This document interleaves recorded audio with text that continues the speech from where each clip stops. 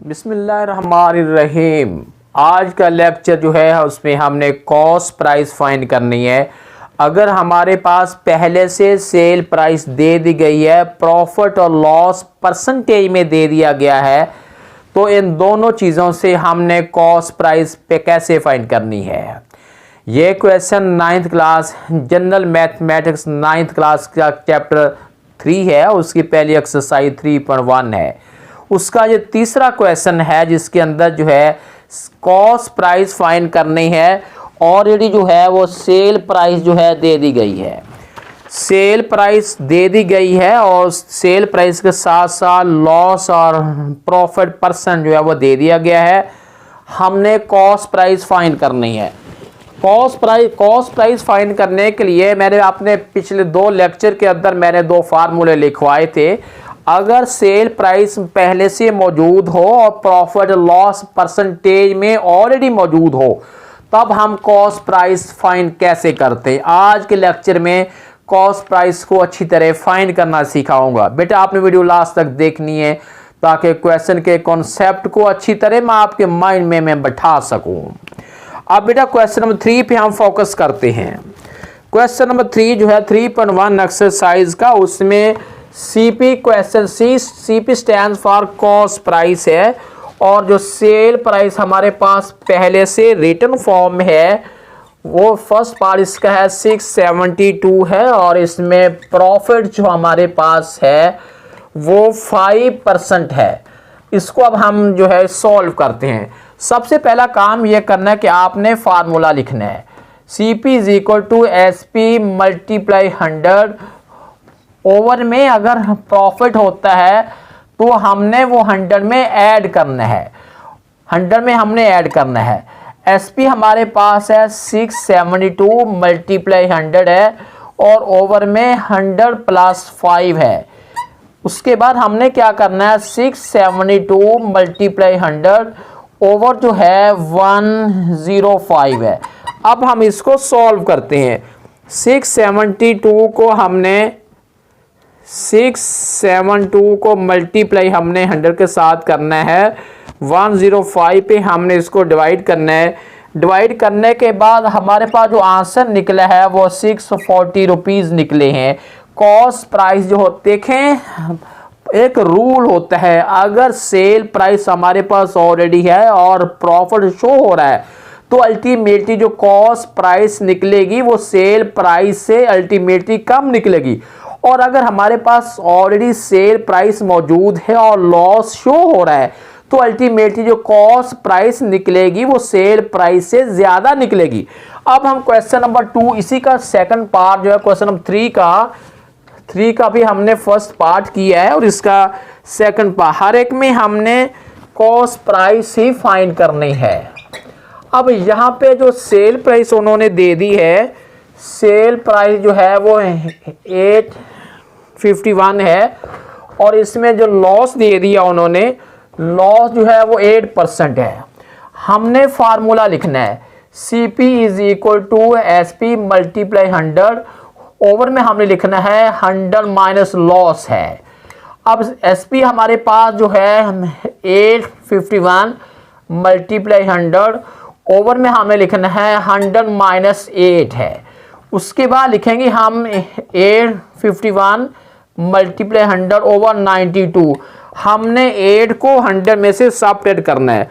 उसके बाद हमने करना है कि 851 को हमने 100 से मल्टीप्लाई करना है। मल्टीप्लाई करने के बाद 92 पे डिवाइड करना है।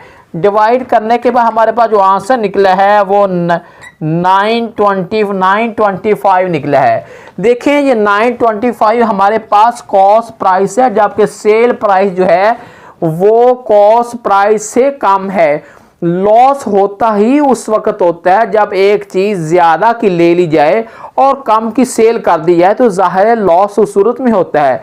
बेटा जब आपने कॉस्ट प्राइस फाइंड करना हो और सेल प्राइस आपके पास पहले से मौजूद हो और साथ लॉस शो हो रहा हो, तो अल्टीमेटली आपने ये सोचना है कि अब जो आंसर निकलेगा वो हमेशा सेल प्राइस से ज़्यादा निकलेगा। जी बेटे क्वेश्चन नंबर 3 का तीसरा पार्ट आप सॉल्व करते हैं। वो है हमारे पास जो सेल प्राइस है 1755 रुपीज़ है और प्रॉफिट इसमें 1/2% है, यानी कि 12.5% है। अब हमने इसकी कॉस्ट प्राइस फाइंड करनी है। हमने फार्मूला लिखना है CP is equal to SP multiply 100, over में हमने लिखना है 100 प्लस प्रॉफिट लिखेंगे। हमारे पास जो इसकी सेल प्राइस है हमने वो लिख दी है और 100 से हमने मल्टीप्लाई करना है। मल्टीप्लाई करने के बाद जो प्रॉफिट है वो हमने 100 में ऐड करना है। ऐड करने के बाद अब हमने देखना ये है कि इसका आंसर जो है अब कितना बनेगा। 100 में 12 पर ऐड करते हैं तो ये बन जाएगा 112.5 है। अब हम इसको सॉल्व करते हैं। 1755 को हमने 100 से मल्टीप्लाई करना है और डिवाइड हमने करना 112.5 से। हमारे पास इसका आंसर निकला है वो है 1560 है, क्योंकि देखिए हमारे पास जो सेल प्राइस है वो ये है और कॉस्ट प्राइस कम है। कॉस्ट प्राइस कम है और सेल ज़्यादा है। इसी बात की अलामत होती है कि जब से कॉस्ट प्राइस कम हो और सेल ज़्यादा निकले तो उसका मतलब यही लिया जाता है कि अब इससे फ़ायदा हुआ है, नफ़ा हुआ है, प्रॉफिट हुआ है। ये क्वेश्चन नंबर 3 का हमने तीसरा पार्ट जो है वो सॉल्व किया है। अब इसी का हम फोर्थ पार्ट जो है वो सॉल्व करते हैं। हर क्वेश्चन के अंदर हमने कॉस्ट प्राइस ही फाइंड करनी है। इसमें जो सेल प्राइस है वो हमारे पास है 2640 और उसके साथ साथ इसका जो लॉस लिखा हुआ है, लॉस इसमें 12% है। फार्मूला हमने लिखना है cost price is equal to sell price multiply 100, over में हमने लिखना है 100 माइनस लॉस। लॉस जो होता है वो हमने 100 से सबट्रैक्ट करना है। अब वैल्यू पुट करेंगे 2640 मल्टीप्लाई हमने 100 करना है और 100 में से हमने 12 को सबट्रैक्ट करना है। फिर लिखेंगे 2640 मल्टीप्लाई हमने 100 करना है और ओवर में इसमें से 12 को निकालते हैं तो 88 है। अब इसको हम डिवाइड करके आंसर लेके आते हैं। 2640 इसको 100 से मल्टीप्लाई करना है और डिवाइड हमने 88 पे करना है। करने के बाद हमारे पास जो आंसर निकला है वो 3000 जो है इसका आंसर निकलाया। देखिए हमारे पास जो कॉस्ट प्राइस अब ज़्यादा है, सेल प्राइस कम है। कॉस्ट ज़्यादा हो और सेल कम हो तो इसका मतलब यही होता है कि उससे नुकसान हुआ है, उससे लॉस हुआ है। फोकस करते हैं। हमने इसमें भी कॉस्ट प्राइस ही फाइंड करनी है और सेल प्राइस इसमें 100 रुपीज़ दे दी गई है और प्रॉफिट जो है 33 1/2% दे दिया गया है। सबसे पहला का हमने वही करना है कि कॉस्ट प्राइस का हमने फार्मूला लगाना है। CP is equal to SP multiply 100 over 100 plus हमने प्रॉफिट लिखना है। फार्मूला आपने लिखने के बाद इसके अंदर वैल्यू पुट करनी है। सेल प्राइस की वैल्यू 100 है और मल्टीप्लाई हमने 100 करना है। उसके बाद ओवर में 100 प्लस 33.5 करना है। इक्वल का साइन लगाएंगे। अब 100 को हमने 100 से मल्टीप्लाई किया, उसके बाद नीचे वाली वैल्यू को हमने 100 उसमें ऐड करने के बाद इसका आंसर लेके आते हैं। 100 को 100 से मल्टीप्लाई करने के बाद हमने 133.5 पे डिवाइड करते हैं।